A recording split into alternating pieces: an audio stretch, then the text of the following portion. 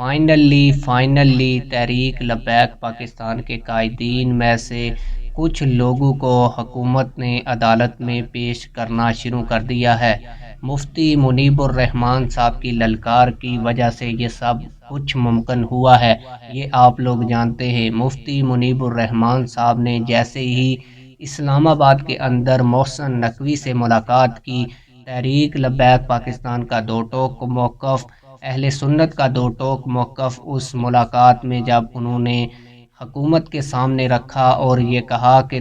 پوری اہل سنت کی جو ہمدردیاں ہیں وہ تحریک لبیک پاکستان کے ساتھ ہیں، اس کے بعد تحریک لبیک پاکستان کے اہم ترین رہنماؤں میں سے کچھ کو جو ہے وہ عدالت میں بھی پیش کیا گیا ہے۔ تحریک لبیک پاکستان کے کتنے کارکنان مفتی منیب الرحمان صاحب کی للکار کے بعد رہا ہوئے ہیں، یہ بھی آج کی اس ویڈیو میں آپ لوگوں کو بتاؤں گا۔ اس کے علاوہ تحریک لبیک پاکستان کے قائدین میں سے کن کن کو عدالتوں میں پیش کر دیا گیا ہے، کن کی گرفتاریاں جو ہیں وہ باقاعدہ طور پر ڈال دی گئی ہیں، یہ آج کی اس ویڈیو میں آپ لوگوں کو بتاؤں گا۔ لیکن ویڈیو شروع کرنے سے پہلے آپ لوگوں سے یہی گزارش ہے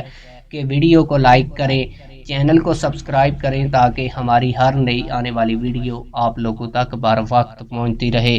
آپ لوگوں کو بتاتا چلوں کہ مفتی منیب الرحمان صاحب کی ملاقات سے پہلے جو ہے وہ تحریک لبیک پاکستان کی عدالتوں میں سنوائی نہیں ہو رہی تھی۔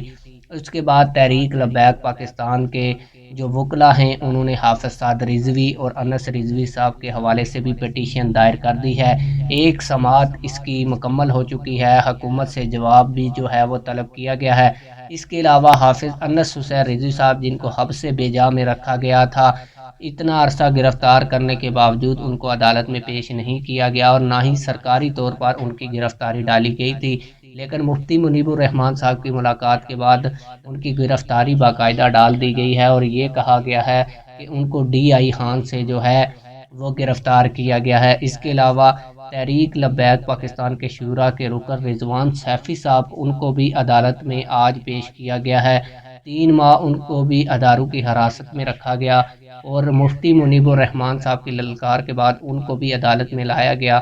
اور عدالت نے شناخت پریڈ کے لیے جو ہے وہ 1 ہفتہ دیا ہے۔ اس کے بعد ان کی ضمانت کی جو درخواست ہے وہ بھی تحریک لبیک پاکستان کے وکلاء جو ہے وہ دائر کریں گے جیسے ہی وہ جوڈیشل ریمانڈ کے اوپر آتے ہیں۔ اس کے علاوہ بھی کچھ لوگ جو اداروں کی حراست میں ہیں ان کو بھی اگلے چند دنوں کے اندر عدالت میں پیش کیا جا سکتا ہے، ہمارے ذرائع یہ کنفرم کر رہے ہیں۔ آپ لوگوں کی اس حوالے سے کیا رائے ہے یہ ہمیں کمنٹس میں بتائیے گا۔ اس کے علاوہ مفتی منیب الرحمان صاحب کی للکار کے بعد تحریک لبیک پاکستان کے تقریباً 5000 کارکن جو ہیں وہ رہا ہو چکے ہیں، جن کو شک و شبہات کی بنا پر جو ہے وہ گرفتار کیا گیا۔ ان کو اس وجہ سے گرفتار کیا گیا تھا کہ اگر یہ باہر رہتے ہیں تو یہ تحریک لبیک پاکستان کے احتجاج کو جوائن کر سکتے ہیں، جس کے لیے حکومت کے لیے پریشانیاں جو ہیں وہ پیدا ہو سکتی ہیں۔ آپ لوگ اس حوالے سے کیا کہتے ہیں کمنٹ سیکشن میں ہمیں اپنی رائے سے ضرور آگاہ کیجیے گا۔ ملتے ہیں کسی اور ویڈیو میں، اللہ حافظ۔